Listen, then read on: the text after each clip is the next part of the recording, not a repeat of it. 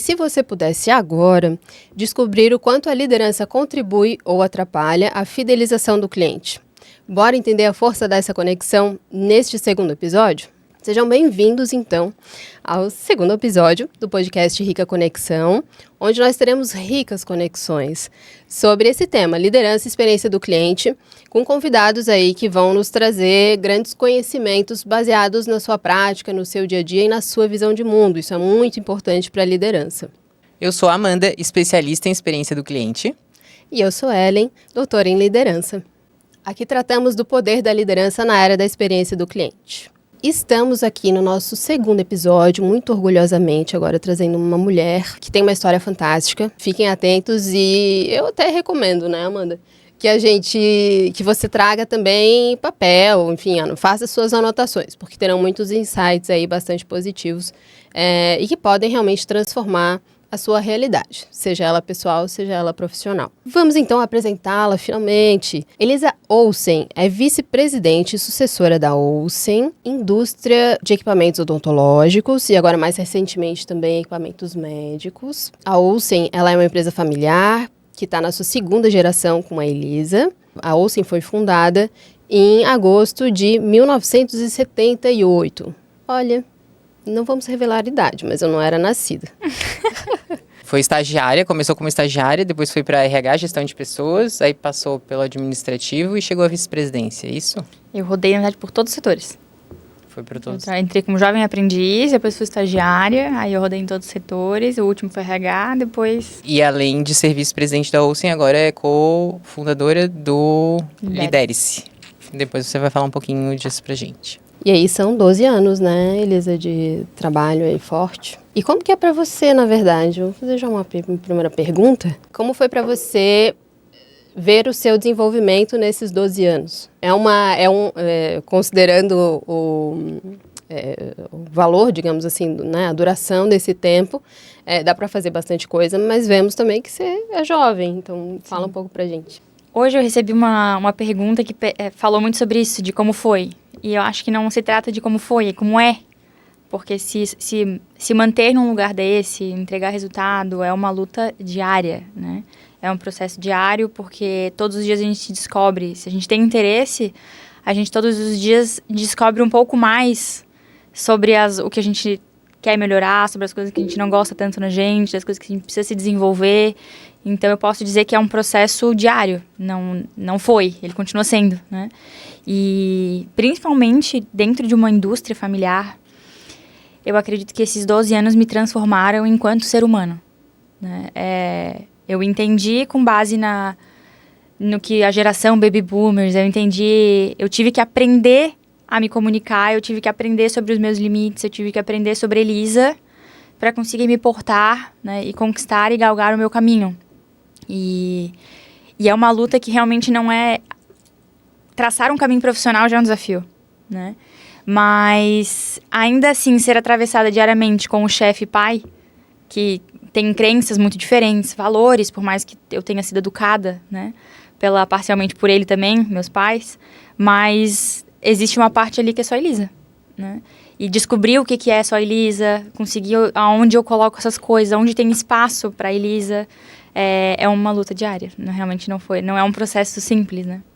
E o convite para chegar na empresa, desde o início, isso partiu de ti, do interesse, ou veio do pai? Como é que foi esse começo, esse início? Você já imaginava estar na vice-presidência, ou chegou a imaginar já ocupar esse primeiro cargo já desde nova? Ou realmente foi devagarinho e partiu de ti ou partiu dele? Devagarinho, acho que é uma palavra que não existe no meu vocabulário, né? Intensidade, acho que se eu pudesse dizer as minhas escolhas, né? Eu percebo que muito do meu processo foi muito sobre eu aprender, porque meu pai principalmente, né? Ele é uma pessoa muito externa, tudo ele tem facilidade de expor, né, as coisas dele, e eu já sou o oposto. Quando acontece algo comigo, eu preciso entrar na minha bolha para depois conseguir elaborar aquilo e trazer aquilo de outra forma. Mas... historicamente, em empresas familiares, existe um lugar que o filho sempre sonha em dar orgulho para os pais. Então, apesar de, às vezes, a gente não conhecer o negócio e tudo mais, a gente coloca os nossos pais naquele lugar, né? De ficar o dono daquele império. Pra gente é tudo, na verdade, né? Meu pai não me viu crescer porque ele estava trabalhando na Olsen, ele estava fazendo viagens de negócio. Então, o que aquilo representa para a família já é muito. Então, ali a gente já tem o sonho de fazer parte disso, de ser importante para esse negócio, né? De contribuir com a família.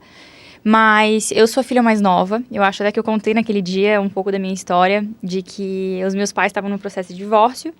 E aí, sem querer, tô grávida da Elisa, né? Minha mãe descobriu que estava grávida de mim, bem no processo que eles estavam em vias de se separar.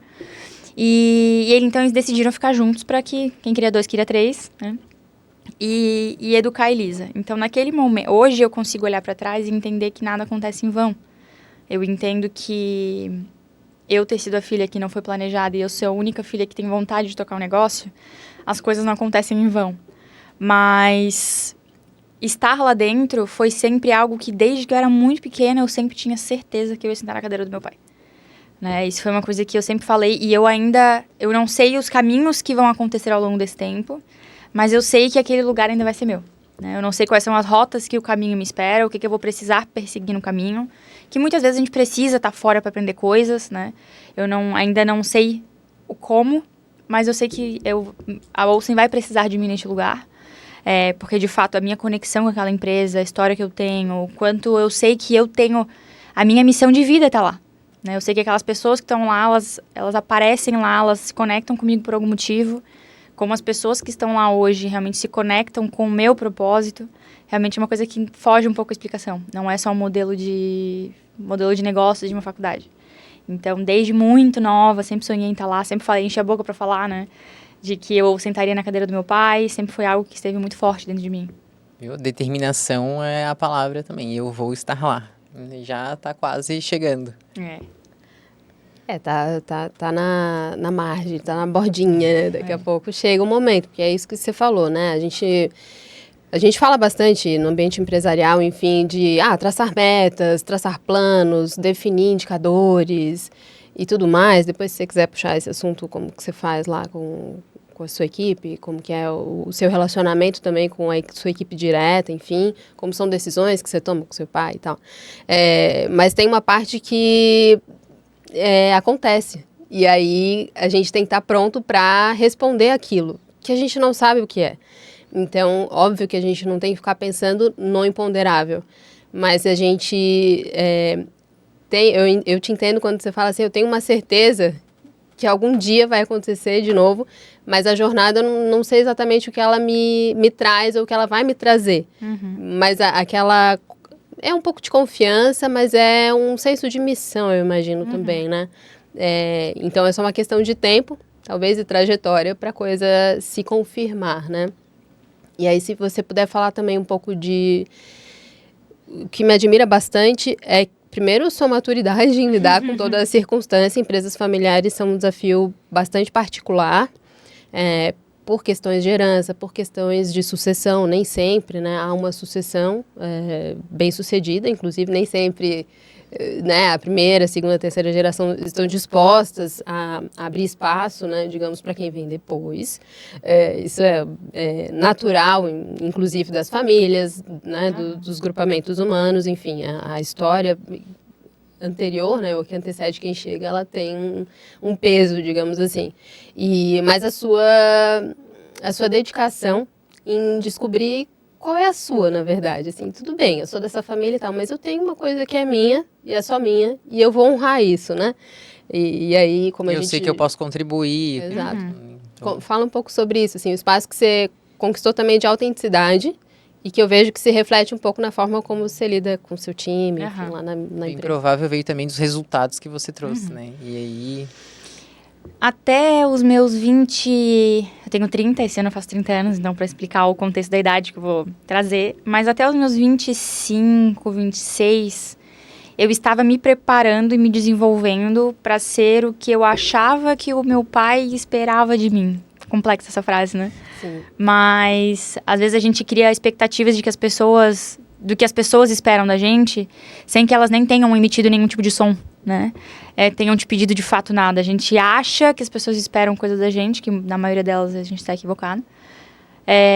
Então, eu estava me formando uma executiva que me vestia de salto, eu estava sempre de maquiagem, eu estava sempre de acordo com aquele perfil de executiva que a gente via nos vídeos de Nova York, né? Teve essa fase, então, Teve. E foi muito engraçado, porque no meu processo de análise, de terapia, eu percebi que eu estava completamente desconectada de mim quando eu falava pra ela, eu dizia, cara, as minhas amigas... E geralmente mulher ama ir no shopping comprar roupa. E eu odeio comprar roupa. E eu falei, cara, até que... Isso levou, tipo, sei lá, umas 3 sessões que foi só falando sobre isso. E eu entendi que, na verdade, eu odiava comprar roupa porque eu odiava as roupas que eu comprava. Aquela não era eu. Então, era um esforço muito grande pra eu comprar uma coisa que não tinha nada a ver comigo. Então, quando eu olhei para aquilo e eu entendi que aquilo não era eu, né, que era alguém que eu achava que esperavam de mim, foi quando eu comecei a minha busca de, tá aí, quem sou eu? Tipo, que roupa que eu gosto de usar, né?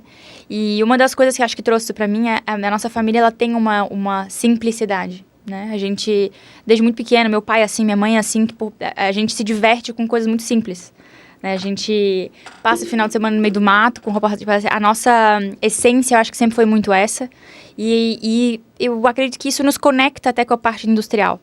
Porque estar lá no meio, eu tenho um time de, 350 pessoas hoje, onde eu tenho pessoas que ganham desde R$ 1.500 por mês, até pessoas que ganham mais de R$ 60 mil.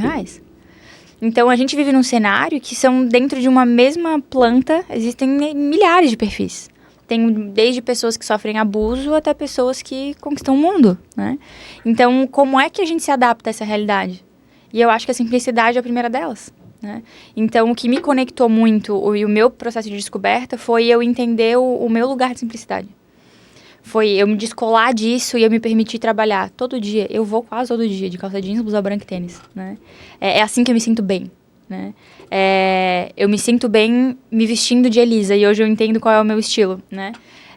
E eu me sinto muito mais bonita, assim, porque eu sinto que eu estou vestida com o que me corresponde. E aí foi quando eu comecei a me conectar com pessoas corretas. Porque também, quando eu me vestia de uma outra forma, eu atraía pessoas que conversavam com aquilo. E que não faziam sentido Não faziam sentido pra você, né? Exato. E era muito difícil, porque era muito engraçado que eu tava no meio de amigas e pessoas que eu me sentia mal, eu me sentia feia, eu não tava conectada. E hoje pertencente às vezes, né? Exato. Tipo, não tenho nada a ver com eu sou isso. de outro país, eu vim de Os Marte. assuntos Aqui. não conversavam, os propósitos, sabe? Eu não me sentia bem ali. Então foi um processo de entender onde é que estava a minha tribo, né? Quem são as pessoas que estão ao meu lado por quem eu sou e por acreditar numa proposta de verdade, né? Então, hoje, uma das coisas que eu aprendi muito e que é algo que eu acho que eu trago de forma um pouco mais madura do que o pai, é que um erro da nossa geração, que eu acredito do que a gente está vivendo hoje, e que eu acho que já é um conselho, se fosse bom, a gente não dava, né? Até porque, sei lá o que pode acontecer na minha vida, que vocês podem dar risada depois que escutou. É verdade. Mas eu acredito que a nossa geração, a gente costuma viver em função do que a gente mostra, né? Eu vejo que as pessoas costumam... Vou dar um exemplo lá. Eu vivo com o valor do meu salário. A gente não constrói um patrimônio, a gente não poupa, a gente não planeja, a gente é muito impulsivo, a gente quer ganhar dinheiro muito rápido, em pouco tempo, né? Com pouco esforço. Só que tem coisas que a vida vai nos ensinando, às vezes, de formas duras que, cara... Não é assim, né? Então, eu vejo muitos jovens milionários que não sabem o que fazer com dinheiro. As frustrações de que não importa, tu ganhou 10 milhões e tu vê que não completou, não preencheu, não era isso, não era sobre o dinheiro. Então, essa jornada, eu acho que é um processo que é muito duro, mas é mais sólido quando ele é devagarinho. É um passo de cada vez, né? Hoje de manhã eu estava com uma pessoa que a gente está fazendo, é uma das nossas mentoradas ali do Lidere-se, né? Uma que está com a gente. E a gente está falando justamente sobre isso. E nesse mundo digital, se vende muito sucesso em pouco tempo. 2 dias. Né? Vai lá no evento do fulano X, paga, sei lá, quantos mil reais pra estar lá e tua vida vai estar resolvida. Né? Quanto a gente não está disposto a aprofundar, de fato, e fazer essa jornada de forma linear. E uma das coisas que eu aprendi foi sempre dar o passo que a minha perna comportava. Então, por mais que eu seja herdeira, por mais que minha família tenha dinheiro, por mais que eu tenha uma estrutura que me permite fazer coisas, eu sempre vivi com o que eu dava conta com o meu salário. E teve uma fase onde, claro, quando eu era jovem aprendiz, eu não ganhava bosta nenhuma, né? Você foi jovem aprendiz, Elisa. Fui. E aí, de fato, por muito tempo eu ganhava muito pouco. E aí, de fato, chegou um momento onde eu sabia que eu estava ganhando mais do que se eu fosse pro mercado. Né? Eu precisava me preparar para, de fato... E aquele dinheiro que eu entendia que era mais do que eu entregava, eu guardava. Porque eu dizia, eu não vou gastar, eu não vou viver com esse dinheiro, sendo que eu não produzi ele, de fato. Eu ainda não produzi esse dinheiro. Então, eu sempre vivi com um carro simples. Eram coisas que eu sabia que se eu não estivesse lá e se eu não fosse filha de quem eu era, eu dava conta de manter. Então, essa simplicidade acabou se sustentando. Que hoje os passos que eu sempre escolhi dar sempre foram passos que estavam dentro da minha realidade. Então, eu fui estando segura na minha jornada. E isso traduziu muito na nossa liderança. Hoje, com o time, que daí a pergunta que tu trouxe, como é que a gente olha indicadores, como é que eu me comunico. Primeiro, transparência. Né? Acho que a gente tem que ter muita maturidade de trazer, porque nem todos têm que saber de tudo o tempo todo. E essa posição de liderança, da maturidade, né? De a gente saber o que falar, o momento de falar, como a gente traduz essas coisas, é um desafio, porque a gente precisa realmente absorver, escutar uma demanda do pai, como é que eu traduzo isso para frente, né? Como é que eu trago isso visando motivação, visando resultado, como é que eu não firo as pessoas. Então, hoje, a gente também vê muitos negócios sendo pautados em indicadores demais. E eu passei por experiências onde a gente estabelece indicadores e muitas vezes a gente estabelecer indicador demais só nos confunde. Dispersa e deixa o pessoal tonto no final das contas, né? Aonde é que aquela frase, né, que o olho do dono engorda o gado, né, que é o olho do dono que faz o negócio funcionar? Por quê? Porque geralmente é o dono que está disposto a botar a mão na massa. E não precisa ser o dono, pode ser qualquer pessoa. Então, hoje é muito mais fácil, né, a gente ser um gestor de indicadores e viver dizendo que os indicadores foram atingidos, ou ficar punindo quem não atinge o indicador, quando na verdade o que é preciso é levantar a bunda da cadeira e lá ver o que está acontecendo. E geralmente quem conhece o negócio, se fizer isso, já vai entender onde é que está o erro. Então hoje a gente tem indicadores muito básicos, a gente não trabalha com uma universidade, né, uma diversidade de indicadores. Já passei por esse momento e me frustrei, porque eu vi que o gestor que mais me entregava indicadores, quando ele saiu, foi o que eu mais vi buraco, foi o que mais deixou rombo. Então, porque de fato ele era ávido por entregar indicadores, mas a verdade por detrás daqueles indicadores não eram verdade, né? Então, eu trouxe informações muito básicas. Hoje o que nos move é fluxo de caixa, planejamento financeiro. Agora está construindo a fábrica nova. Tá, qual que é o fluxo de caixa, o planejamento para essas, né, dos próximos meses? Então, com base no dinheiro que a gente tem disponível e no nosso planejamento, até onde a gente pode dar passos. Então, a gente não tem crédito nenhum, a gente não pega dinheiro do banco. O que a gente está construindo com a fábrica nova foi com dinheiro que a gente conseguiu botar em caixa. Então, essa forma que a gente faz a gestão da empresa, a gente também faz a gestão da nossa vida. E não fica refém também de vocês com vocês, né? Exatamente, porque hoje a gente vê que quantas pessoas já chegaram para mim e falaram: ah, Elisa, vocês têm esse dinheiro guardado, não mexe nesse dinheiro e pega um capital do mercado, porque esse dinheiro, esse crédito do mercado é muito mais barato. É um dinheiro mais barato do que usar o dinheiro próprio. Exato, eles falam que o dinheiro mais caro é o do dono, é o do acionista, né?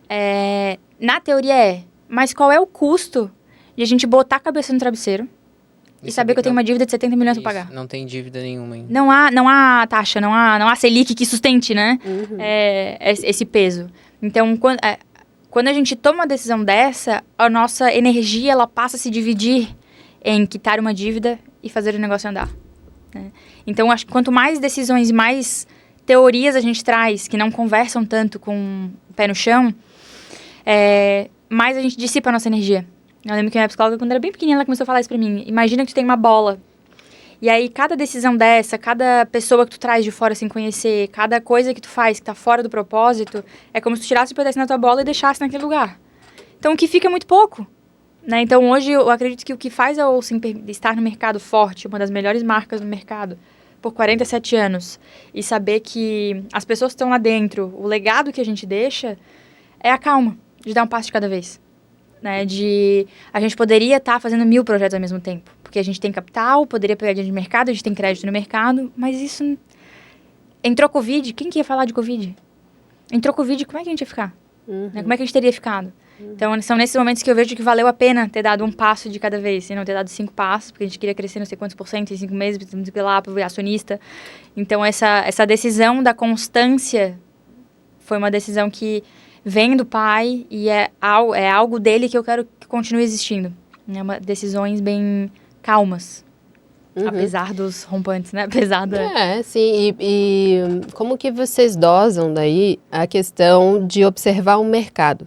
Porque, enfim, é notório que as mudanças são mais rápidas, sempre foram e continuarão sendo, muita coisa acontece. E hoje a gente, até pelos dispositivos móveis e tal, a gente toma contato com isso. Eu acho que só o que muda é isso, do passado, de qualquer momento anterior da história para hoje. E como que vocês observam o mercado, tendências, como que vocês entenderem se determinado movimento, talvez do mercado, impacte ou vai impactar no negócio de vocês. Em Santa Catarina, a gente tem uma história, né, enfim, por exemplo, o setor têxtil teve um baque muito forte por causa da China, enfim. Como que é isso para vocês lá na empresa? Eu acho que assim como a inteligência artificial vem chacoalhando todo mundo, a China também, Covid também, na história, quando a gente olha a linha do tempo, a gente percebe que antes eram de 10 em 10 anos, daqui a pouco passou de 6 em 6, agora de 4 em 4, e agora é todo mês, né? Uma grande crise. E o que elas vêm para nos ensinar sobre muitas coisas, né? Sobre a gente precisar ser mais eficiente, aprender a cair e levantar cada vez mais rápido. Antes a gente tinha 6 anos para desenvolver um projeto de novo produto, agora a gente não tem 6 meses. Que a gente demorou 6 meses e já lançou 5 iPhones. Né? Então, hoje as coisas mudam muito rápido. Mas, quando eu paro para olhar a tendência de futuro, a gente fala muito sobre isso. Que a gente não tem, a Olsen ainda não é uma marca tecnológica. Nós somos uma marca com muito know-how. Então, o nosso produto é um produto muito confiável. A gente tem um produto muito... Sou suspeito para falar, né? Mas, assim, a gente tem um produto muito confiável. Né? Que tem clientes nossos que estão com a mesma cadeira há 25, 30 anos. Então, é um produto que realmente, comparado ao mercado, é um produto diferente. E fora que o nosso grande diferencial é que por a gente ser indústria, a gente tem peças para sempre. Né? Então, a gente define políticas aí, claro que às vezes mudam moldes, mudam estruturas que a gente não consegue mais depois de muitos anos. Mas hoje o que a China nos traz de competitividade, que é um produto barato, se quebra. Né? Aí tem que esperar, não sei quanto, se conseguir atendimento, tempo de demora. Então, a gente sempre, o desafio que essas crises nos coloca é estar sempre encontrando onde é que está a nossa singularidade em cada coisa. O que é que nos torna único? Porque o que faz alguém comprar minha cadeira não é o meu produto ser o melhor. Não é só isso. Porque isso a China já entrega um bom produto, né? Então, o que mais a Olsen faz que faz alguém escolher? Por que alguém escolhe não comprar um Gol e comprar uma Mercedes? Eu sempre trago analogias como essa. Os 2 carros vão para o mesmo lugar. Os 2 oferecem a mesma entrega. Mas a experiência de um é bem melhor que a outra. Exatamente. Então, aí vamos chegar na experiência do cliente. Exatamente. Então, qual é a experiência aí que vocês entregam? Como é que você... Porque eu vejo que você fala liderança é 200% aí o teu foco e tal. Mas como que tu consegue fazer essa conexão da liderança para a experiência do cliente em toda a jornada, né? Desde quando... Eu vou falar da Olsen, por exemplo, e aí, não conheço. Falei, não, olha lá no site, ou olha no Instagram, ou, né, procura saber quem que é a indústria muito boa, eu te recomendo, você vai montar seu consultório. E aí a pessoa começa essa jornada que eu digo, né? Então, é o primeiro contato com a marca. Alguém indicou, ela vai começar. Então, e aí, como é que é essa trajetória? De achar em vocês qual é o canal, né? De primeiro contato e encontrar vocês ali e ser bem atendido e fazer todo o processo de venda e depois o de pós-venda, assim. Como é que vocês trabalham a experiência do cliente? Se vocês têm indicadores também de pesquisa, de satisfação, como é que avalia? Sim. Conta um pouquinho pra gente. Hoje, a gente é nesse processo de transformação que a gente está, porque a gente, antes, o modelo de negócio da Olsen era... entregar um equipamento odontológico. Só. Né? Então, assim, o nosso negócio encerrava quando eu peguei a minha caixa e botei dentro do caminhão. A partir dali, aquela entrega não é mais nossa, já a responsabilidade é do cliente com a transportadora e acabou o negócio da Olsen. E essa é a briga da troca das gerações, onde a gente começa a ver as diferenças. Que, pra mim, não adianta nada eu vender um produto, o cara gera uma expectativa gigantesca, muitas vezes ele sonha com o consultório dele. E aí, a cadeira chega, e acontece até hoje, né? A transportadora, ela simplesmente larga a caixa na frente da rua e vai embora. Meu nome tá naquela caixa. É a minha expectativa do meu produto que o cliente tava. Ele não vai ficar com raiva da Translovato. Né? Ele vai ficar com raiva da Olsen. Não vai. Então, até conseguir traduzir isso pro pai, né? Até conseguir mostrar que a marca perde com essas coisas. Que por mais que ele fale, mas dane-se. Né? O cliente gerou expectativa com a marca e a gente suprir a expectativa gerada é um desafio. Porque, de fato, quando a gente se coloca no lugar de premium, a gente gera uma expectativa alta. E aí ele passar pela experiência de simplesmente ele chega no consultório, a caixa tá no meio da rua, tá chovendo a caixa.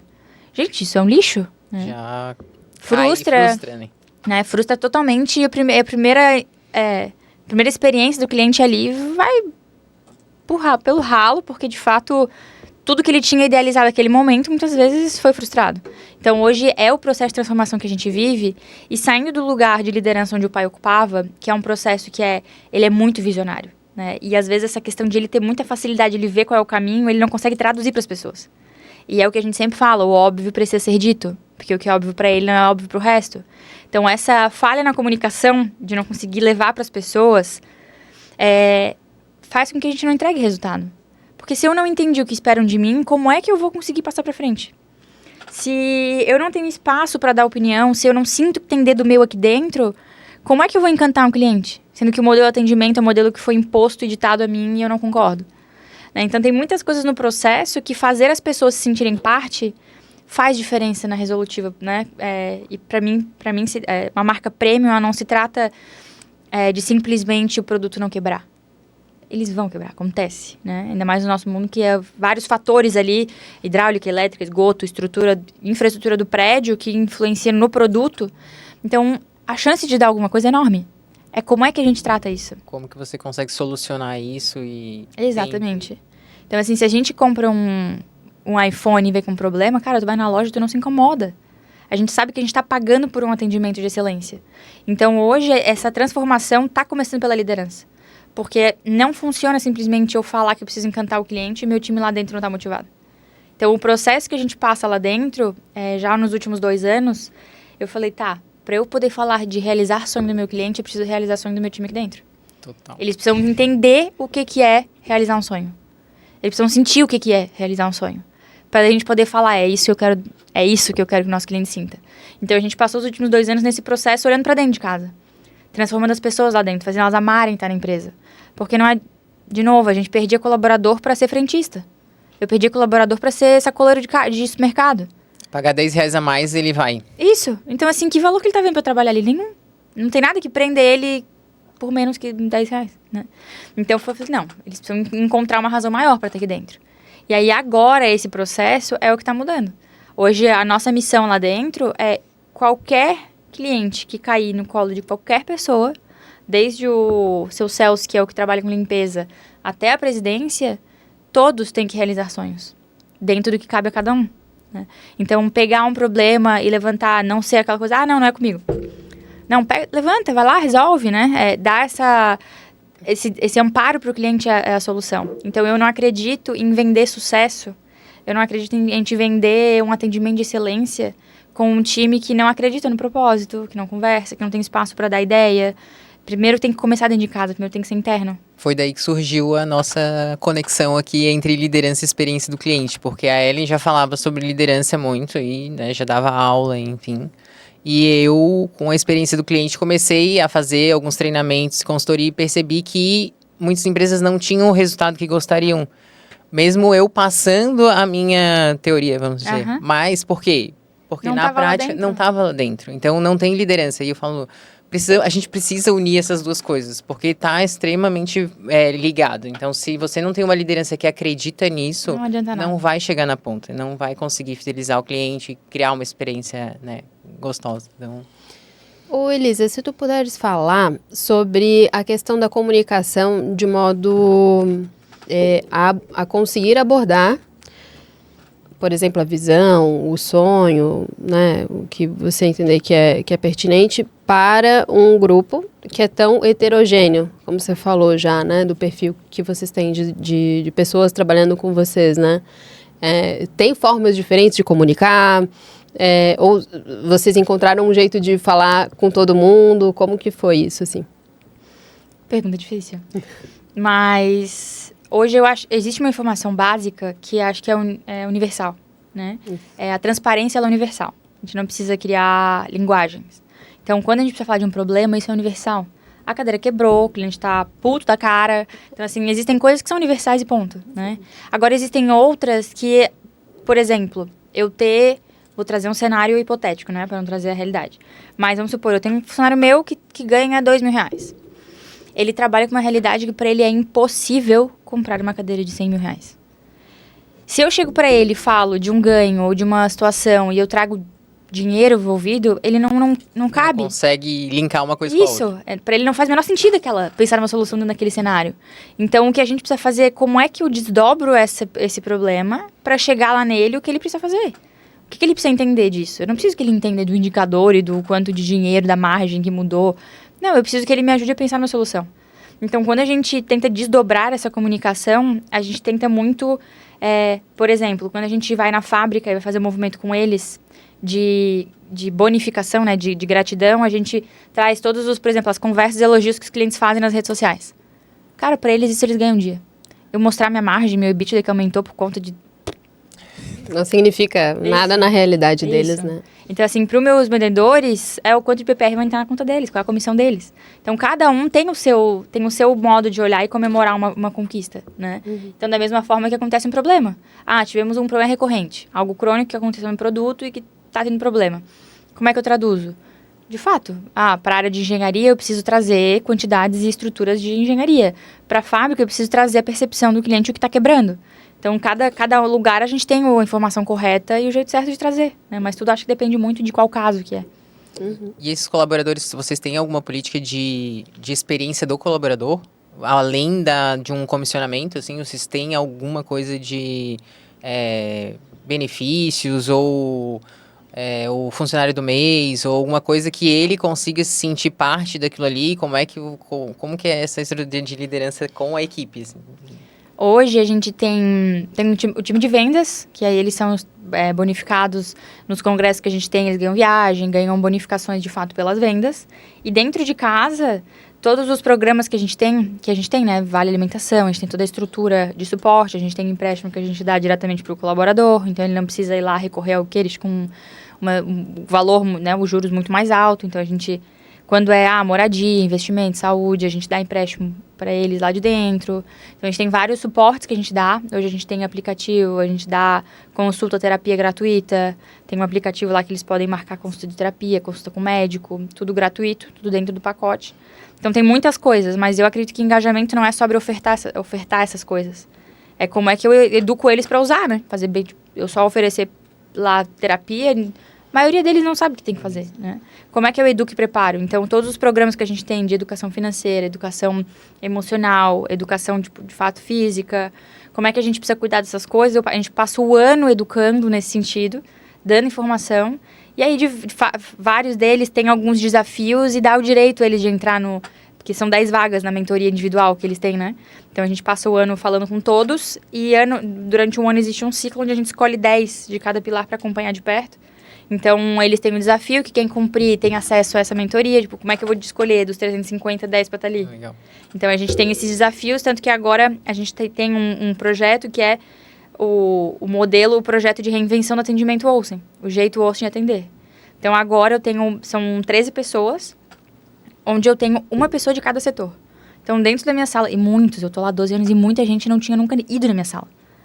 E aí, meu Deus, tipo, na sala... Estou na sala da vice-presidente. É uma coisa que pra mim é tão nada a ver, né? E aí, eu lembro quando eu perguntei, eu falei, quem nunca foi na minha sala? Tipo, um bando de gente, assim. E aí, a gente fez essa mentoria, que essas 13 pessoas, é uma pessoa de cada setor. Dentro da fábrica, engenharia, logística, tem todo mundo, né? E onde juntos, eles estão conduzindo o modelo, o jeito Olsen de atender. Então, eu trouxe 18 valores, e eles escolheram quais são os 5 que eles acham que a Olsen realmente... Não, a Elisa disse que a gente tem que defender esses 5. Eu falei, não, vocês vão olhar e a gente vai construir o que vocês acreditam, o que vocês acham que a gente consegue defender. Como é que a gente vai olhar esses valores aqui dentro, como é que a gente vai ver isso no mercado. Então, eles estão montando um modelo novo, o jeito Olsen de atender. Então, eles são todos da fábrica. E aí, eles assumiram a responsabilidade de que nesse projeto, eles são os líderes.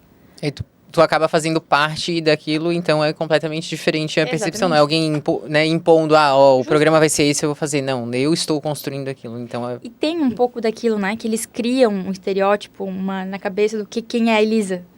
E que, gente, eu não sou... né?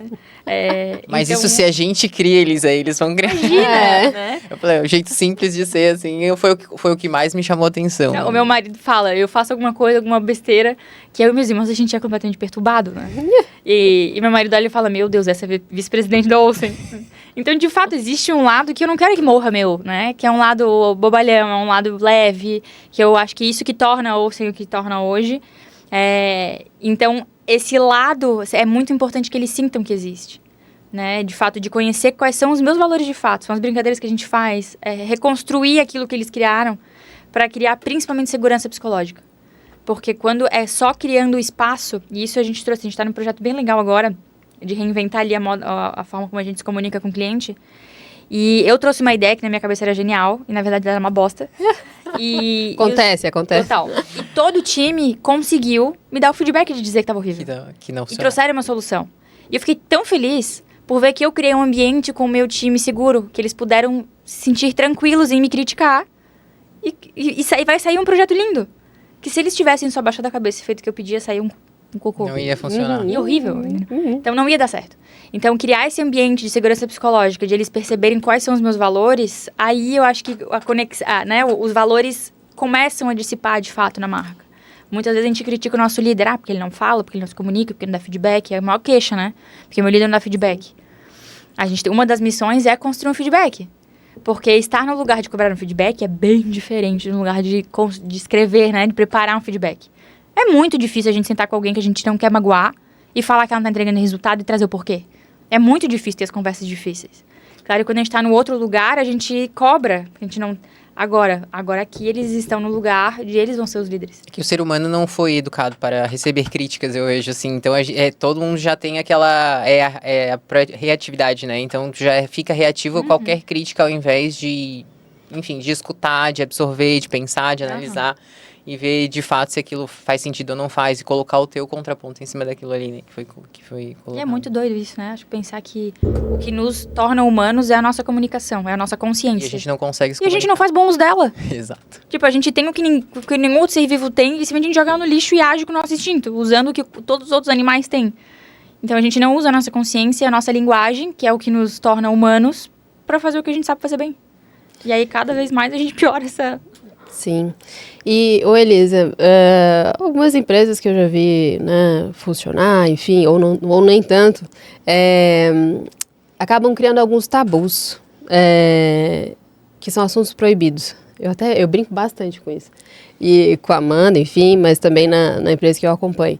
E, primeiro, não tem assunto proibido. E lá, no ambiente que eu acompanho mais de perto, é todo mundo muito fofinho, vamos dizer assim. Todo mundo se adora e fica... mas tá tudo certo. Assim, parece que não, mas é genuíno. Ah, tá. É genuíno. E é muito bom, na verdade, o ambiente desse. A gente está realmente construindo um time que convive bem, que é maduro e várias coisas. É algo que eu não achava... Que eu não vi assim, eu não vi acontecer. Talvez porque eu não conheço a Olsen, pode ser, né? Lá por dentro, né? E aí eu lembro que eu, de propósito, falei assim, tá, vocês acham que a gente vai ficar aqui juntos pra sempre? Vocês acham que a gente vai trabalhar juntos aqui pra sempre, assim? Pronto, tipo, entrou, nada vai deixou acontecer. A equipe em pânico. Ninguém vai querer sair, buscar outra coisa, viajar, sei lá, no sabático, empreender, seja o que for, né? E o pessoal ficou meio assim, mas como, né? Já quer mandar embora? Gente, né? Eu não vou puxar um outro assunto, mas assim, vou puxar. Tem gente que...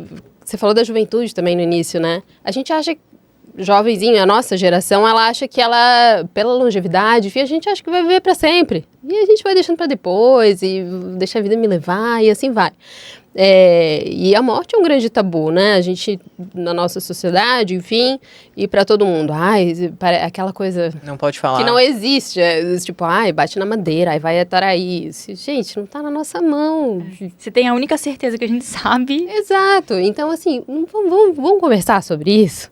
Vamos colocar isso na mesa, assim, né? E colocar luz nisso, inclusive. Porque daí isso também dissipa a questão, às vezes, do medo, do receio, do dedo para falar das coisas. E aí eu vejo que isso, trazendo também para o que você falou, atrapalha muito a transparência. Então, cara, vamos falar sobre as coisas de modo natural, vamos entender os movimentos de cada um, entender que se alguém quiser sair, tudo bem, a gente vai continuar amigo, tomando café e tá tudo certo, assim, sabe? E como que é pra você essa questão de...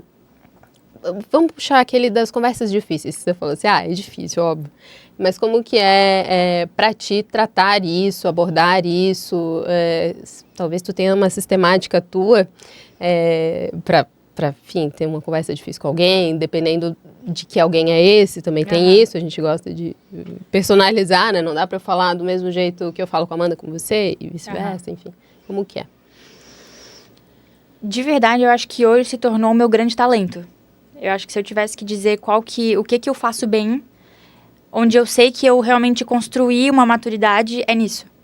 Porque eu cresci num ambiente familiar onde a gente não estava acostumado a conversar. A gente ia empurrando abaixo do tapete. E aí nascem diversos assuntos proibidos. Só só aumenta o... né? Então, e isso a gente já herda, né? Os meus pais herdaram isso de algum lugar. De que quando o homem tá na mesa, pode falar disso, de que a menina pode falar do namorado. Tanta coisa que já vem de pequeno, os silêncios, né? Que eu cresci num ambiente onde não havia conversa. De que eu não fui educada para conversar. E isso fez com que por exemplo, a minha amizade com meus irmãos fosse horrível. Durante muito tempo, esse silêncio... E minha mãe tem uma frase maravilhosa que eu amo de paixão, que é... Cabeça vazia, oficina do diabo. Cada silêncio que se fortalecia entre eu e meus irmãos são histórias que cada um cria na sua cabeça. E eu aprendi que quando a gente cria história sobre o outro, a gente coloca a nossa história, a gente coloca o nosso óculos para olhar aquela história. Então eu coloco a minha verdade em cima de uma história que não é da pessoa.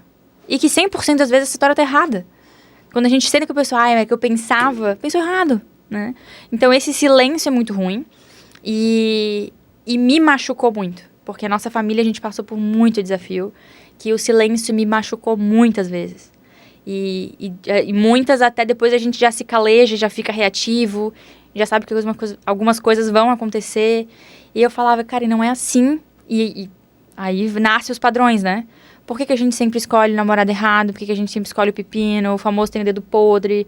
Por que eu me coloco em lugares onde eu sempre faço a escolha errada? Pelas pessoas erradas ao meu lado? Por que eu sempre escolho alguém que me machuca? E aí, quando a gente entra nisso, a gente começa a ver que é sobre a gente. O quanto a gente se permitiu, ou quanto de padrão há naquilo, que é um lugar desconfortavelmente confortável, né?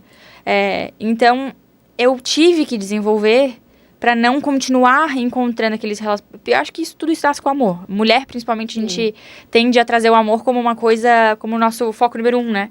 Encontrar um amor de verdade, alguém que converse com a gente, no sentido de que tenha valores comuns, né? E muita mulher escolhe errado, homem. Sim. Né? E mulher, ou quer que seja, né? A escolha. Mas, no meu lugar, eu sempre vi que eu escolhi errado pessoas para estar do meu lado. Eu sempre sofria muito com os relacionamentos que eu escolhia. E ali foi onde começou. Que algo me cutuca e que me coloca naquele lugar. Então, foi ali que eu aprendi a ter as conversas difíceis. De sentar com os meus pais, até que um dia minha mãe, eu nunca me esqueço. Eu lembro que eu terminei com um namorado meu. E aí, lá na minha casa, foi meu primeiro namorado, foi na minha casa. E aí, ele chorava horrores e eu, fria, tijolo. Ele chorava horrores, ele saiu. E aí, minha mãe veio, e minha família amava ele, né? E aí, minha família veio falar comigo e minha mãe perguntou, tipo, filha, como é que tu tá em relação a isso? Ela perguntou, por que tu fez essa escolha? E aí, ela falando, aos prantos, minha mãe, né? E aí, eu falei... Cara, porque ele não me dá espaço, eu não tenho minha liberdade, eu não consigo fazer minhas coisas com minhas amigas. Ela chorava, dela assim, minha filha, mãe, preciso te falar uma coisa. Eu nunca tinha falado sobre isso com a minha mãe, nunca. Ali foi onde ela abriu essa porta. Ela disse, minha filha, eu me sinto culpada por isso. Então eu queria te pedir desculpa. Porque essa referência de liberdade no qual tu estás buscando com a pessoa ao teu lado, não é felicidade. Foi isso que tu viu dos teus pais, cada um vivendo a sua vida.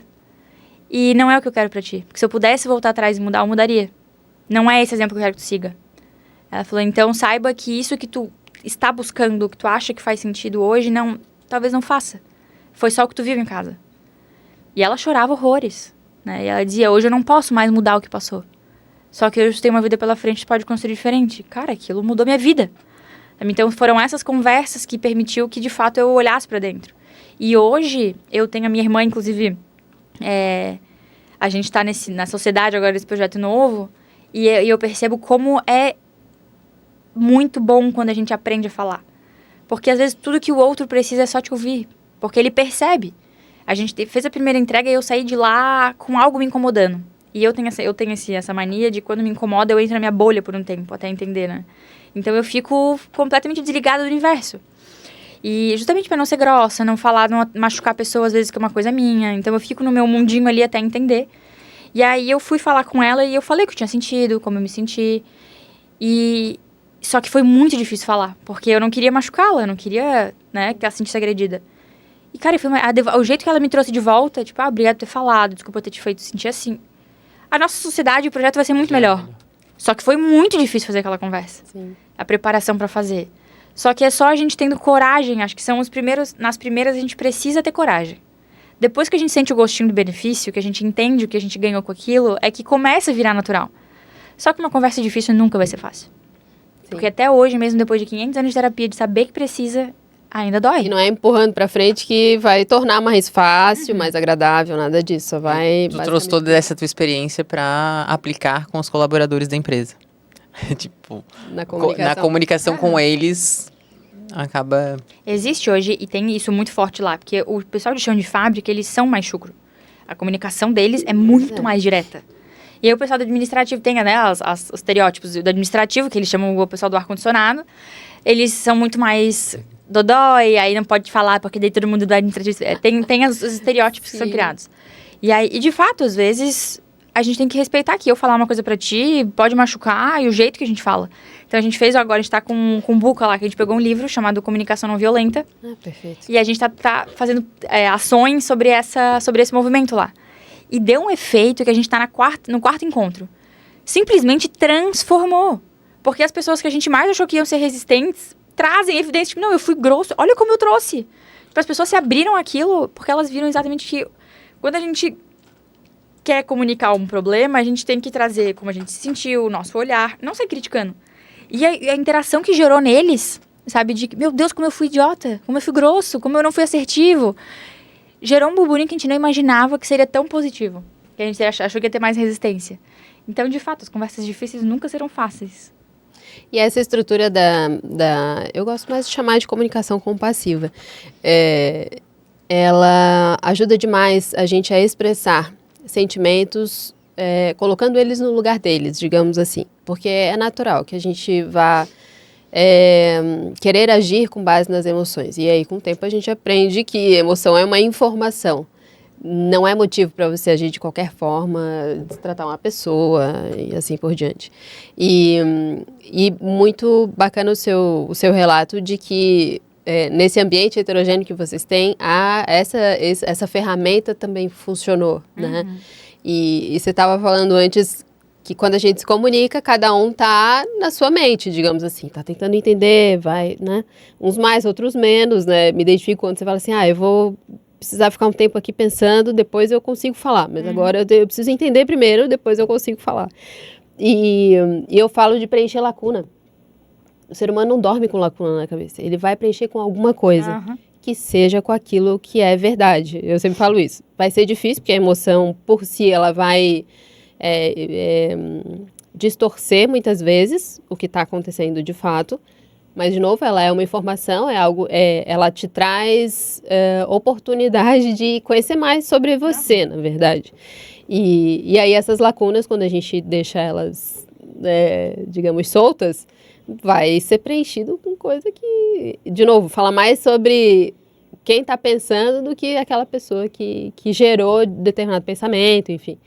E essa questão das lacunas também, tal como os tabus, são bastante complicadas se a gente, de novo, deixa solto, né, nas empresas. Especialmente se alguém chega com um bom dia meio torto. Tem um que já vai pensar assim, é comigo, foi porque eu falei, porque foi porque eu não falei, foi porque eu não trouxe, foi porque não sei o quê. Quando pergunta, né? Isso, isso. Como é que você tá hoje, né? Quer uma aguinha? Isso eu falo bastante também, da questão da gentileza. Desmonta qualquer um, né? Vamos cuidar, a gente cuida nos outros. Imagina, a gente passa a maior parte produtiva nossa no trabalho, seja ele qual for. E tornar aquilo algo pesado é jogar uma existência inteira no lixo, assim. Eu fico, assim, você fala, eu ia perguntar para você, você já me respondeu. Qual que é a sua, já vou linkar as duas coisas. Qual é a sua contribuição da Elisa Olsen? Tipo, Elisa Olsen veio para o mundo para, né? Está aqui nesse mundo para. E você já falou, você falou um pouco, depois você fala um pouco mais da comunicação, de fazer essa... E também eu imagino que você tem uma entrega até familiar também, né? Uhum. Talvez tenha tido, talvez gerado mais união, pelo que eu percebi, talvez, que seja com seus irmãos, que seja, enfim, com seus pais. E então é isso, parar de preencher lacuna sozinho e trocar uma ideia, gente. E pode ser leve. A gente não precisa deixar a coisa pesada, né? Um dos dilemas que eu sempre... Hoje de manhã, com essa mesma pessoa que eu tava lá de manhã, ela trouxe um negócio que acho que exemplifica bem os que a gente vive. Porque os nossos pais, vou trazer aqui na nossa geração anterior, ela teve que se adaptar a viver com falta. Sempre faltava alguma coisa. Ou eu comprava dinheiro para presente de Natal, ou compro a comida, ou... sempre era o que eu vou escolher faltar menos, né? E eles aprenderam a lidar com a falta e esperar o momento certo de lidar. Como eles trabalharam muito, eles conquistaram uma condição, né? Eu tô aqui generalizando gerações, né? Não famílias pontuais. Mas eles entregaram pra gente... Eu fui uma pessoa, eu vou falar por mim, né? Que eu não cresci na falta. Né? O tempo todo eu tava bombardeada de oportunidades. E até essa moça estava comigo de manhã, ela trouxe... eu sempre quis fazer inglês, preciso fazer um monte de coisa, aí eu fico ofertando pro meu filho não quer. Hoje a geração, ela tem tudo que ela quer. E ela não sabe lidar com a falta. E o ser humano é um ser que precisa aprender a lidar com isso. Porque é a falta que nos motiva a continuar procurando. É a falta, a vontade de realizar um sonho, é um projeto. É sempre a falta, é sempre o que a gente não tem. É sempre o que o outro tem de melhor, né? Essa busca nossa que a gente precisa, acho que, curtir antes do meu... Eu sou a clássica virginiana, né? E eu tinha esse perfil muito... Eu traçava um plano para uma viagem e eu tinha que seguir aquele plano exatamente. Se mudasse alguma coisa, já... Eu ficava muito braba, muito braba. E aí todo mundo ri lá em casa, quer fazer uma viagem legal, fala com a Elisa, porque eu compro todas as promoções, já tenho horário, itinerário, isso que lá. E eu já ia com todo o rolê, tipo assim, ninguém tinha direito de escolha, né? E se tinha que ter avisado antes, né? Tem um prazo para avisar também, Totalmente, não pode ser em cima da hora. Totalmente. E aí a vida foi me botando pessoas no caminho que eu entendi que se eu vivesse me frustrando, reclamando pelos imprevistos, eu seria uma pessoa extremamente infeliz. Então, eu aprendi a entender que eu quero ser presidente, mas só Deus sabe o que vai acontecer nesse caminho. Né? De curtir esse processo e de que, eu sou vice-presidente, na teoria tá ali, mas, cara, só Deus sabe as oportunidades que podem me aparecer e onde isso pode parar. Eu sei que aquela cadeira vai ser minha, mas talvez não seja ano que vem. Né? Talvez ela me espere para outro momento. Eu tenho muito claro isso, né? De a gente trazer a clareza de onde a gente quer, mas a gente conseguir lidar com as frustrações no meio do caminho. Porque é sobre as frustrações que a gente descobre os nossos maiores talentos. Sabe? Foi eu permitindo trabalhar no inseguro, foi eu vendo que, tô agoniada com isso, não gostei disso. Foi essa falta que sempre me motivou. E só que a gente amadurecer essa falta é sobre autoconhecimento. E a gente entender o que é uma falta, carência, o que é uma falta que a gente culpa o outro, o que é uma falta um pouco doentia, né? Essa geração que emocionalmente é muito carente. Tem tudo, eu sempre falo isso, como hoje é diferente, era locadora, tinha um lançamento. A gente pegava aquele filme e era aquele filme deu, né? E se quisesse assistir um desenho, era só naquele horário. Exato. Só naquele canal. Então, exatamente. Não dava pra escolher qual é o horário. E tinha que competir na internet com outra pessoa ainda, né? E hoje a gente vê que como o excesso de informação dificulta a nossa escolha. Hoje, às vezes, a gente vê Netflix, aí tu abre lá Netflix, a gente fica mais tempo sofrendo pelo que a gente não vai assistir, pelo que a gente poderia escolher. E passa meia hora e a gente fica ali ainda escolhendo. Tipo, já podia ter terminado o primeiro filme. Né? Sem duvidar, o algoritmo sabe mais dos nossos gostos do que a gente mesmo. Coitado, a gente deve bagunçar a cabeça dele, porque a gente fica no vai e vem, que a gente nunca escolhe nada. Sim. Mas essa questão de a gente curtir esse processo da falta. Sabe, hoje eu aprendi, tipo, cara, a gente vai viajar pra algum lugar? Tá, tem um básico que a gente precisa trazer, cara, mas tá na mão de Deus. Eu vou tentar sempre, isso eu falo muito, eu tento aonde eu piso deixar uma vela acesa. Sabe, de onde eu passo, eu fazer o meu melhor. Uhum. Nem sempre vai dar certo, nem teu santo não vai bater com de todo mundo, tem gente que vai te achar um ranço, tem gente que vai me achar uma retardada, e faz parte, né? E tá tudo bem, porque eu odeio, inclusive, essa frase, tá tudo bem, mas agora ela coube. Coube. De que a gente aprender a ficar bem com isso, de descontentar algumas pessoas, entender que em alguns lugares a gente não cabe, tem lugares que a gente não é bem-vinda E se unir a quem tá do teu lado e quer estar contigo, e não ao contrário, né?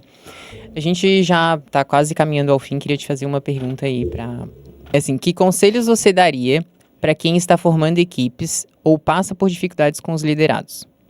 Então, isso é pra gente deixar aí uma mensagem boa sobre liderança. Então, é algo que eu percebo que falta muito, muito no mercado, nos negócios, nas empresas, né? As pessoas não sabem liderar, não têm senso de autorresponsabilidade, então sempre colocam a culpa ou é no colaborador, ou a culpa é do cliente, ou, enfim, a culpa é do fornecedor, a culpa nunca é dele, né? A culpa nunca é minha, como proprietária, como dona, como CEO, como líder. E então, assim, qual que é a mensagem que você daria, assim, para ter esse time bem preparado, ou por onde que eu começo? Tá. Tu abriu uma portinha, eu sou obrigada a aproveitar. Claro, já fala aí do teu projeto. Esse projeto, meu e da minha irmã, uma das coisas que eu tive muita dificuldade foi que, ao longo da minha jornada dentro de uma empresa familiar, eu busquei muita ajuda e eu tive muita dificuldade de encontrar pessoas que tivessem vivido o que eu vivi. Porque é muito fácil a gente viver dando opinião de fora, só que, cara, ter um chefe que é pai, que tem 1000 coisas que a gente não concorda, o dilema da sucessão, aquilo que a gente lê, é exatamente o que a gente vive, né? Eu queria encontrar pessoas que tivessem passado pelo que eu passei e hoje ocupassem um lugar de presidência, e que a empresa, né, tivesse dado certo. Ou que não tivesse, mas que tivesse algo a me agregar com base numa experiência. E o que eu vejo hoje, quando a gente procura essas coisas no mercado, eu tenho muita dificuldade de encontrar pessoas profundas. Eu vejo muita gente entregando coisa rasa. Né? É muita... Ali é o método não sei o que lá, as 5 dicas para não sei o que lá. Isso me irrita muito. Né? Meu médico é Ellen. Viu? Assim, não vou falar, né? Mas total. Isso me irrita muito, sabe? É a arte de não sei o que lá. Faça... Cara, eu acho isso... A gente generaliza o sucesso a 5 passos e não é sobre isso, sabe? Tem esse aprendizado, é uma coisa que me irritou muito quando eu precisei procurar pessoas profundas para me ajudar e eu não encontrava. Então, hoje a gente se juntou porque a Roberta, ela passou por um processo que ela teve que ter coragem, que ela é a filha mais velha, e ela teve que ter muita coragem de ser a primeira a frustrar o pai e dizer que não queria o negócio. Então, ela foi a corajosa número 1, né? De frustrar as expectativas da família e dizer, cara, eu quero ir pro mundo. Minha irmã foi para os Estados Unidos, foi para a Noruega, minha irmã é do mundo, né? E trabalhou de tudo. Apesar de ser herdeira, apesar de estar nesse cenário, ela trabalhou há 2 anos atrás com o que precisava. Ela trabalhou dentro de um hotel, cuidando da parte de eventos. Ela fez o que precisava ser feito. E para ela faz muito mais sentido do que estar sentada numa cadeira dentro da nossa indústria, né? Então, ela teve um processo de autoconhecimento muito grande. Né? Ela usou uma ferramenta que ela é fã número 1, que é o Enneagrama, que eu curto muito e para mim foi muito legal usar o Enneagrama, porque ele é uma ferramenta que não é rasa, como essas que geralmente os RHs usam, que generaliza os perfis a 4 perfis, que ela resume pessoas a pouquíssimos perfis. Então, vai do teu time de 400 pessoas, tem 4 tipos ali dentro e todo mundo tá dentro das caixinhas. Então, ali o Enneagrama, ele tem um nível de complexidade, né? Ele tem um nível de opções e de complexidades que tornam as pessoas diferentes. Mas ele é um processo que é aplicável dentro das empresas porque ele simplifica um processo de terapia. Né? Ele conduz um caminho um pouco mais rápido para a gente conseguir trazer para dentro das empresas. Então, ela entra com essa parte e eu entro com justamente a parte que eu amo fazer, que é liderança. Então, a gente ela faz esse processo antecipado, a gente faz a entrevista com as pessoas, a gente manda o questionário. Então, a Roberta já dá a devolutiva antes do perfil. Ela já monta a devolutiva e no dia lá no encontro, a gente fala sobre autoconhecimento e depois à tarde com os meus talentos e sombras, o que eu vou fazer com isso? Porque o Lidere, se ele fala sobre isso, que liderança é interna. A gente se tornar um bom líder se torna a gente entender sobre a gente primeiro. Porque é sobre o que eu não tenho de bom que eu tenho que montar o meu time. De escolher o que eles têm de bom com aquilo que me falta. É um time complementar. Só que eu trago isso por mim. Se eu não tivesse reconhecido que eu não era boa com números e que meu talento não é números, e hoje eu estou muito bem com isso e ótimo, obrigada, eu consigo escolher pessoas que são muito boas, porque eu estou bem resolvida com isso. Então, esse processo de como é que a gente devolve o senso de responsabilidade. Lá eu falo muito isso, o projeto integra tudo que a gente faz dentro da Olsen. Eu digo, gente, eu estou trazendo ferramentas e eu estou educando vocês para usar. Eu nunca vou pagar terapia para vocês. Cada um precisa bancar o seu processo. Então, eu entro com uma parte, mas eu responsabilizo a outra coparticipação do projeto. Então, o Lidere-se, ele vem muito para trazer isso. A gente vai dar uma ferramenta, a gente vai dar informação que muita gente, às vezes, não sabe onde buscar, o que fazer. E daquilo, montar um plano de ação. Sair com o projeto. E devolver, e o tom que a gente traz muito o desenvolvimento é a sua autorresponsabilidade. Seja de dizer para o teu chefe de que aqui dentro não faz sentido. Né? A gente viver esperando que o RH ou que a estrutura, a diretoria aprove um treinamento, aprove um projeto. Eu não faço porque o meu chefe não deixa. Então, Ninguém ou banca vai salvar, e sai. né? Exatamente. Ou faz aquilo acontecer e vê o que falta para eu trazer. Tá, eu acredito naquilo. E foi sempre como eu trabalhei na Olsen. O que eu preciso fazer para isso acontecer? Se eu ver que mesmo assim não cabe, aí vai a mim, né? Pensar se faz sentido estar lá dentro. Ou desistir do projeto, Exato. ou desistir da empresa. Você que tá errada, você falou agora há pouco sobre isso, né? Não, eu reconheci que a ideia que eu dei não foi boa, vocês me mostraram que não foi boa e tá tudo certo, né? E foi muito sobre eu ver que o time, eles são totalmente complementares. Eles têm muitos talentos que eu não tenho. Então, a gente conseguir enxergar e ficar bem com as nossas sombras também, né? Sim. Então, diz pra nós aí, se fosse para escolher apenas uma mensagem, qual mensagem você gostaria que os ouvintes levassem desse episódio? De que realização é um processo que só a gente é responsável por encontrar a nossa. Né? Cada um tem o seu símbolo de realização, cada um define o que é sucesso para si. E que é uma jornada, essa é uma jornada um pouco solitária. Porque a gente entra na nossa bolinha e descobrir o que é sucesso para cada um. Concordo. É bem difícil mesmo, né? A gente buscar aí um senso de... A gente acaba pegando referências às vezes e usando dessas referências de uma forma... Será que as nossas, assim, eu vou me encaixar aqui. E aí você acaba fazendo e quando chega lá, não era isso que eu queria, né? Então esse processo. Meu marido ele tá querendo fazer ele é um super artista, né? E aí ele tava assistindo uma aula que o ilustrador tava dizendo que a ilustração com a inteligência artificial, ela nos provoca a gente ser mais único. Porque são as nossas diferenças que vão fazer alguém comprar, porque senão a pessoa compra inteligência artificial. E ele falou, e quanto mais a gente se aproxima do modelo do outro, mais a gente se afasta do nosso. E é muito isso, né? De quanto mais a gente tenta caber no que falam da gente, né? Do que a gente lê de que agora tá na moda, quanto mais a gente se conecta com o que tá fora, mais longe do nosso a gente fica. E é um pouco sobre a gente conseguir olhar pra dentro e ver onde é que tá o que me torna única. Onde é que tá o meu talento, né? Quando, bem certo de quando isso for encontrado, tudo caminha, né? Tudo anda mais fácil e você começa a desfrutar do processo e não pensar só nos resultados. Sim. Eu vejo isso também.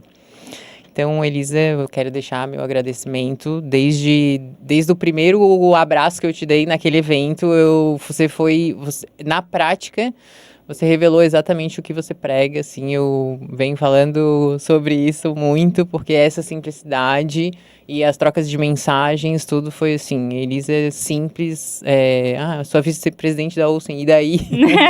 E foi essa mensagem que tu me passou mesmo, então, muito obrigada por ter aceito o convite, né, eu falei assim, nossa, estamos começando só o primeiro episódio com convidada, e ela simplesmente disse sim, já na primeira oportunidade, então, deixo aqui mais uma vez meu agradecimento. Tá? Para quem está nos assistindo, por favor, deixa aí a opinião, sugestão, começa a nos seguir, @ricaconexão. E no próximo episódio a gente continua trazendo casos práticos de líderes que inspiram aí as suas equipes, como a Elisa, e prosperam nos seus negócios. Ideias inspiram, mas só a ação transforma a sua realidade. O que você vai aplicar a partir de agora? Conta para nós aqui nos comentários e assim continuamos evoluindo juntos entre este e o próximo episódio. Obrigada!